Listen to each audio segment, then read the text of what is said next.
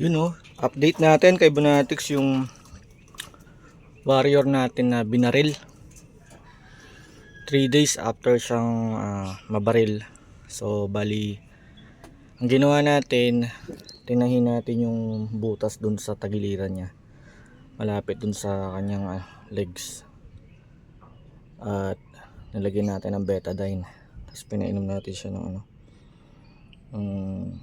antibiotic para medyo mawala yung mga yung pamamaga. So tignan natin siya. Nandito siya. Yun. So ito na siya kay Bonatics. Ito na yung niya. Bali, ayun o. Tinahin natin siya. Tuyo na. Tuyo na yung yung sugat. Bali, ayun yung kalagayan niya. Ayan. Nakakatayo na siya, nakakalakad na siya ng maayos. So tuloy-tuloy lang yung paggaling ng ating ibon. Sana yung mga namamaril dito maawa naman kayo sa mga ibon, lalo na hindi biro yung yung ginagastos ng mga dito, naglalaro ng pigeon sports. Dito yan, dito sa sa Barangay Sepong Bulaon. Dito yung location ko kay Bonatics. Sepong Bulaon, Porac, Pampanga. So masakit yung mga nasa paligid natin dito, hindi ko alam kung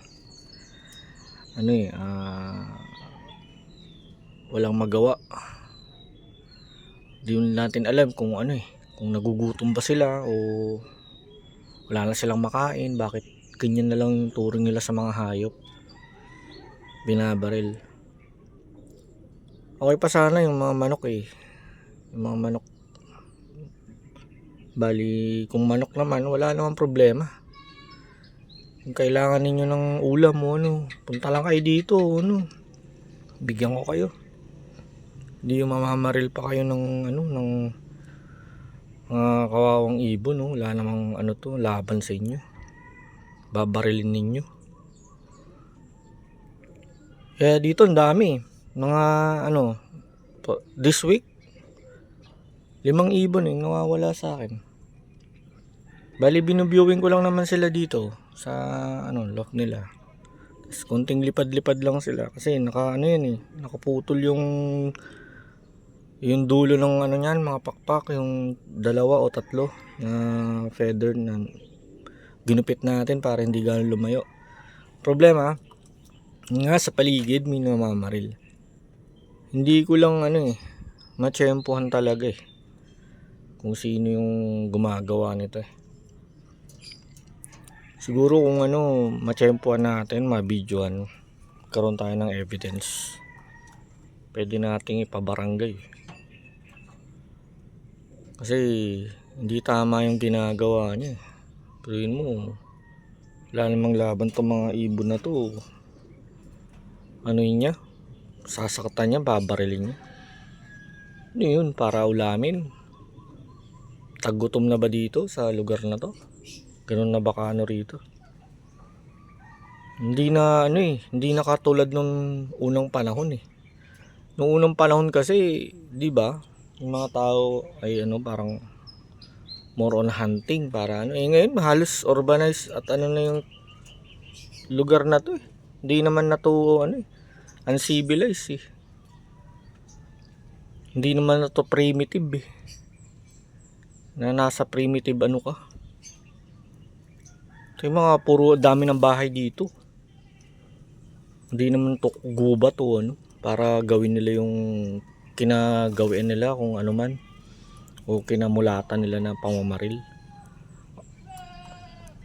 Basta na lang sila na mamamaril Gawin mo, bibili ka ng singsing, ayan BBC tig 150 isa, papamember ka 350 kada sa bawat club. Tapos ito ibibreed mo, pakakainin mo siya, bibigyan mo ng vitamin yung mga breeder, mga magulang nito. Tapos paglaki, after 2 months o 1 month na lumaki, maging ganito nakalaki, ibu-viewing mo dito para ma-familiarize yung lugar. Pagkatapos pabarilin lang nila pagka nakita nila na lumilipad-lipad dyan. Mga walang awa eh. Kaya sana magkaroon ng ng batas sa mga ganyan na nananakit ng mga hayop, para maparusahan yung mga yung mga gumagawa niyan, mga patay gutom.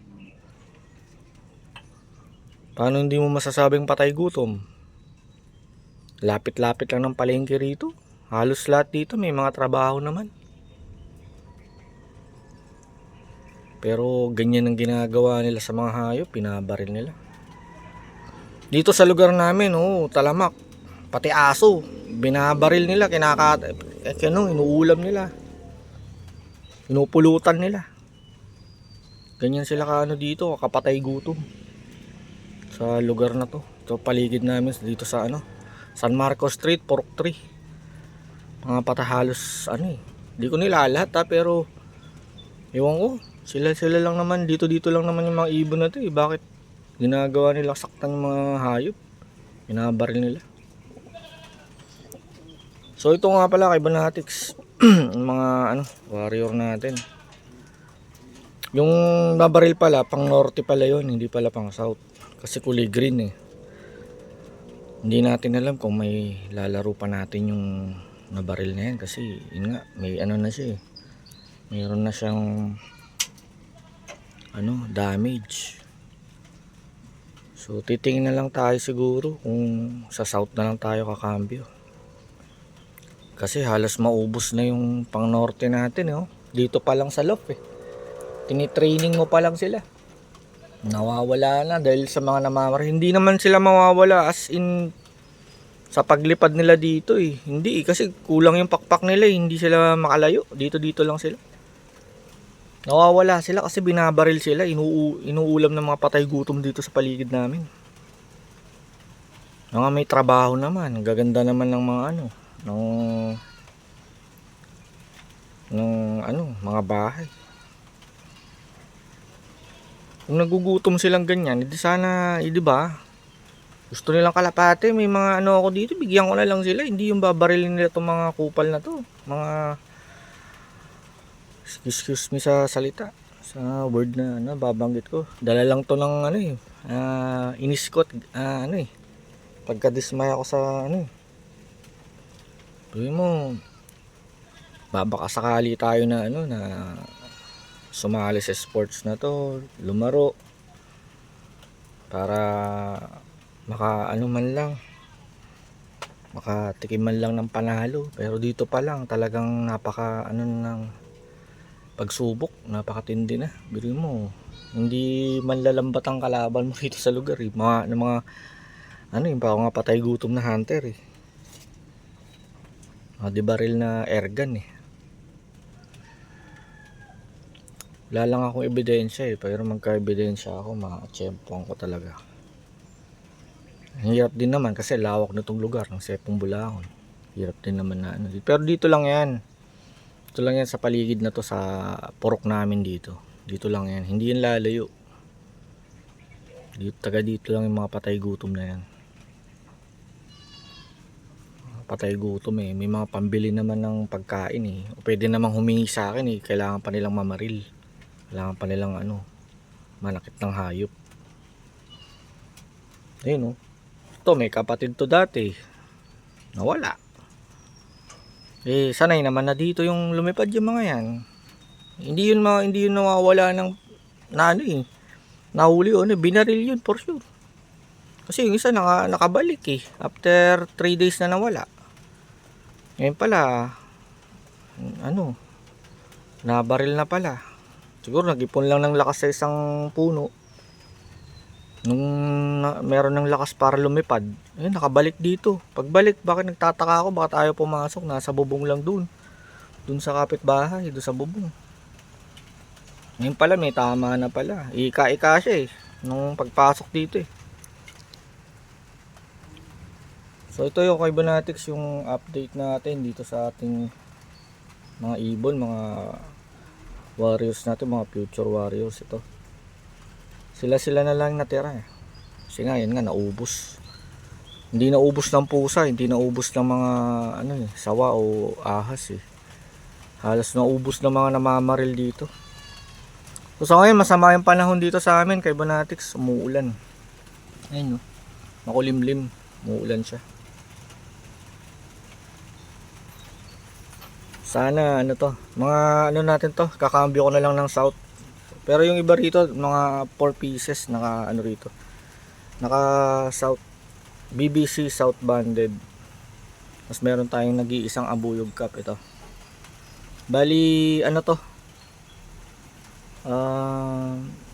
Ito yung tito nung ano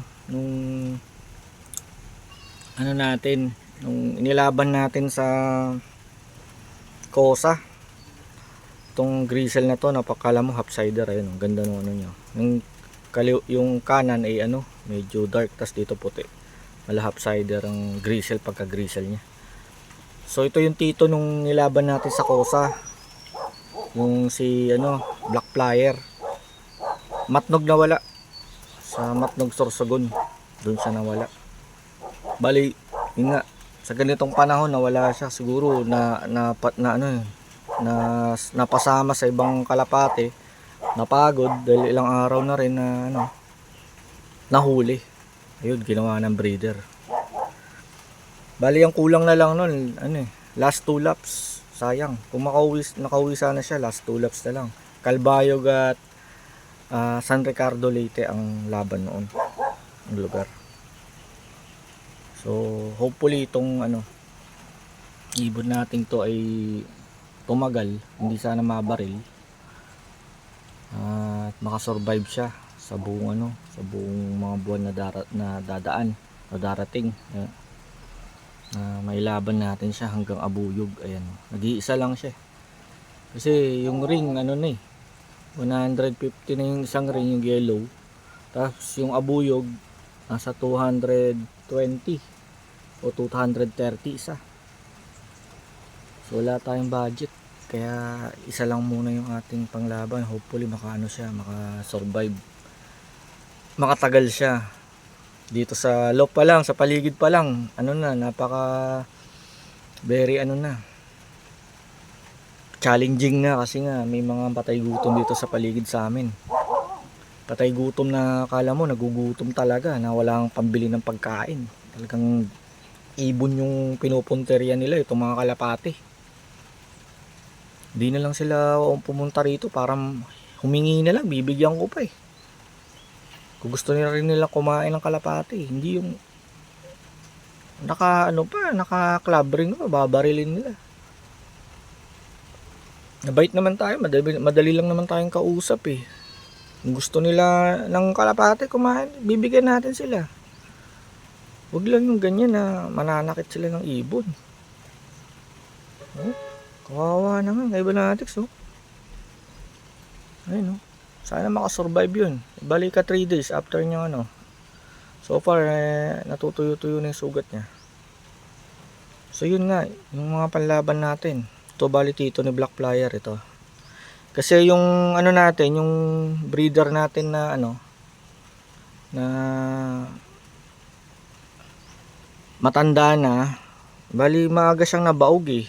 Bali yun nga, ininjikan natin siya ng testosterone at yung ano, ADE, vitamin ADE, at binigyan natin siya ng buto ng malunggay. Bali binlender ko yung buto ng malunggay, nilagay ko sa capsule. Bali pinapainom ko yung tatay nito ng ano, ng 4 times ay 4 capsule a day, tapos isang vitamin E. Yun yung mga preparation ko sa kanya. Tapos pinapatakan ko siya ng yung ano, red cell. Napatakan ko rin siya nun. So ganun lang. Bali yun nga, nag-fertile. Paisa-isa yung ano, yung mga nagiging anak. Hindi natutuloy yung isa. Dalawa yung magpe-fertile pero isa-isa lang yung nabubuhay. Siguro mahina yung similya kasi nga matanda na, 2022 pa yun eh. Actually bata pa yun, pero sabi nga nila pagka mga inbreed daw, super inbreed kasi yun eh. Bali Biberman Vandenbroek yung ano nun, yung linyada nun.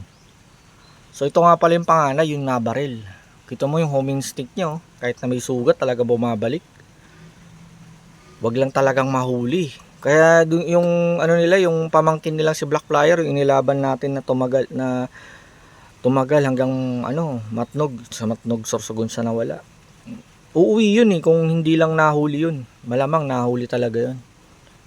O na-disgrasya ng Falcon, ganyan. Hindi pwedeng hindi uuwi yun. Kasi tignan mo yung homing instinct nila, kahit may mga sugat, umuwi. Ayan, oh.